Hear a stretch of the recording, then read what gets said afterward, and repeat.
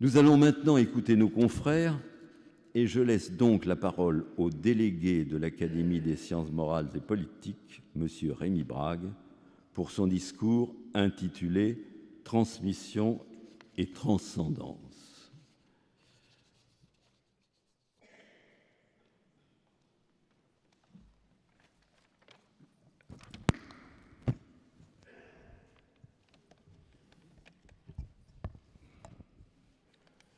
La question de la transmission se présente aujourd'hui sous un aspect particulièrement brûlant et épineux.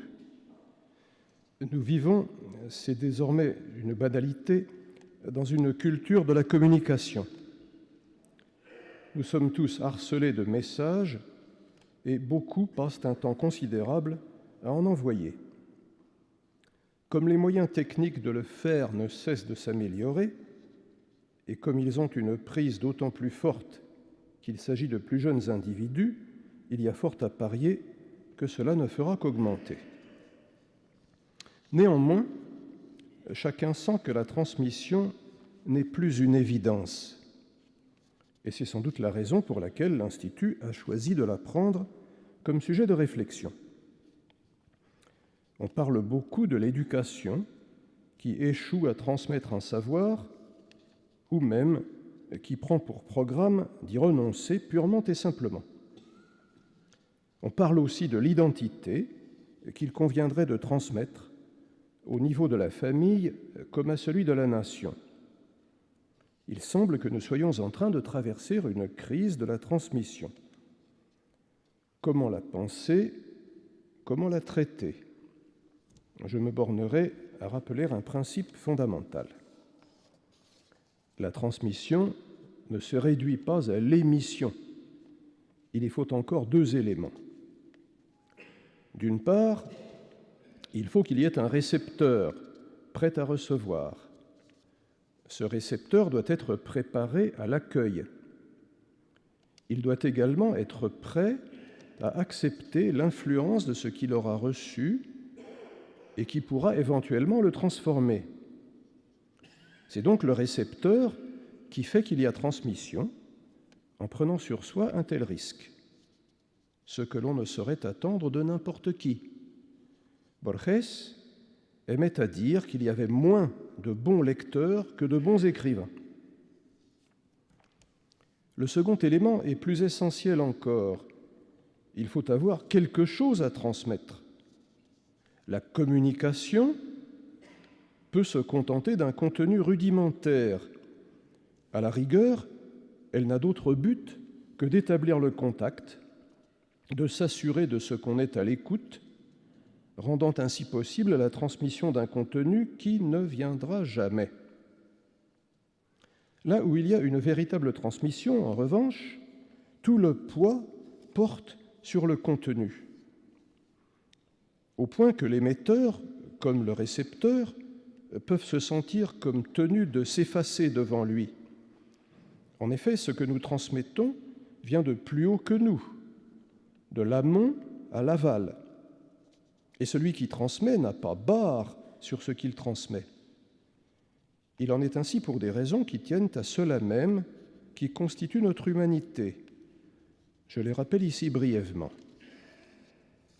Selon la définition que nous avons reçue des philosophes grecs, l'homme est zoon logon ekon, un animal raisonnable, ou mieux un vivant qui a rapport au logos comme langage et raison.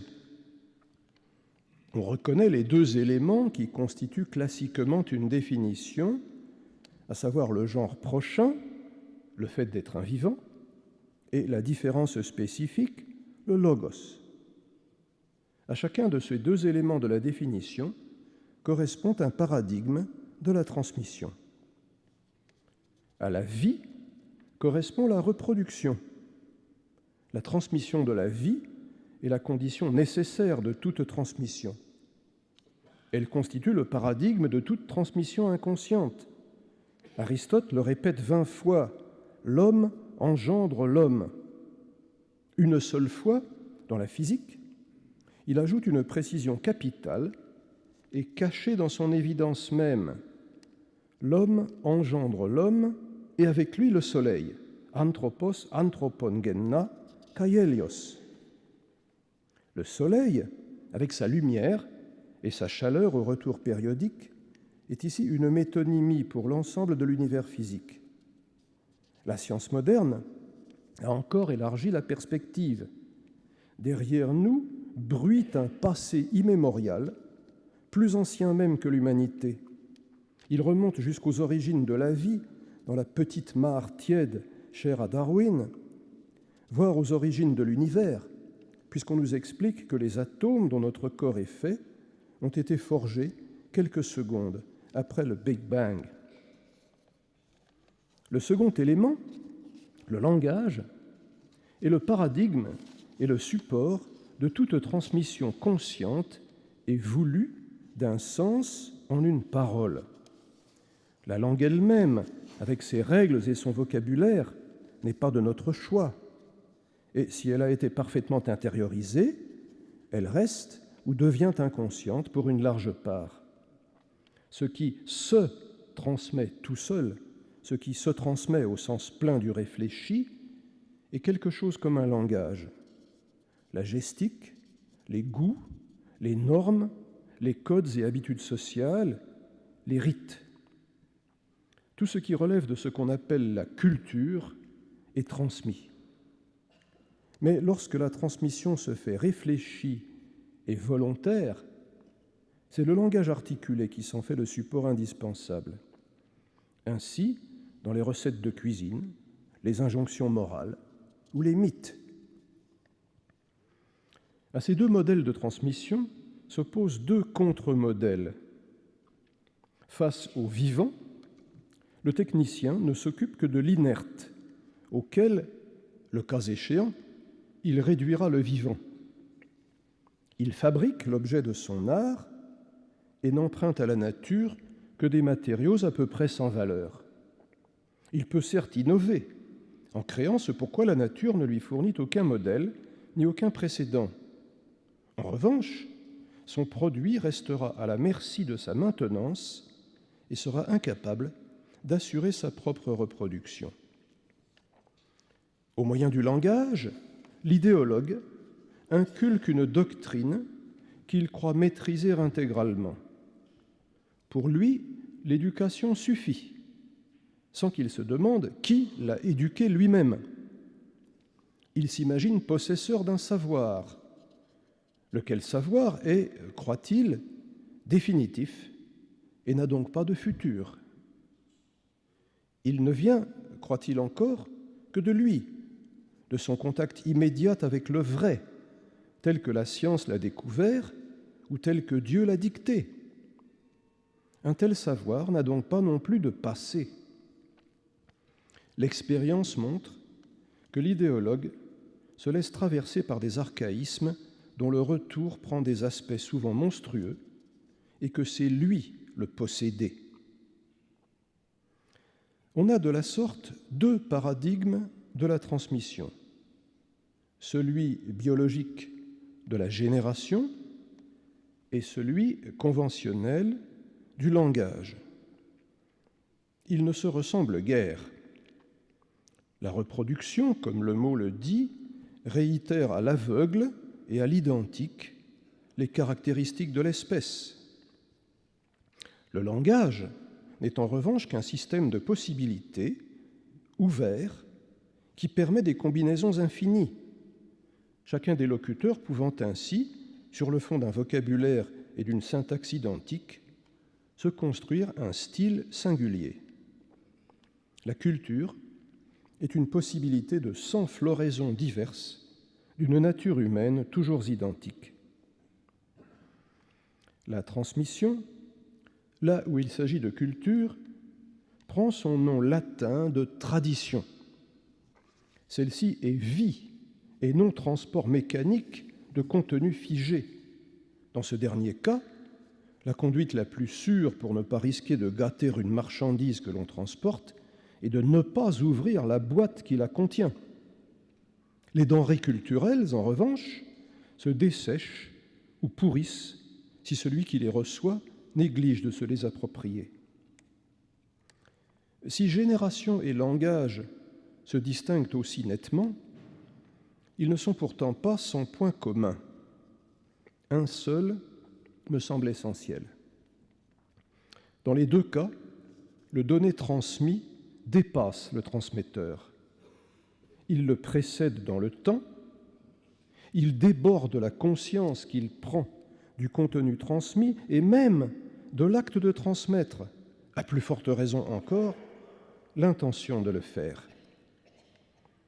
Quel professeur n'a jamais eu la joie un peu humiliante de rencontrer un ancien élève qui, longtemps après, lui avoue avoir été marqué pour la vie par une remarque faite en passant, qu'il a lui-même oubliée et qu'il ne considère pas, une fois qu'on la lui répète, comme brillant par son originalité.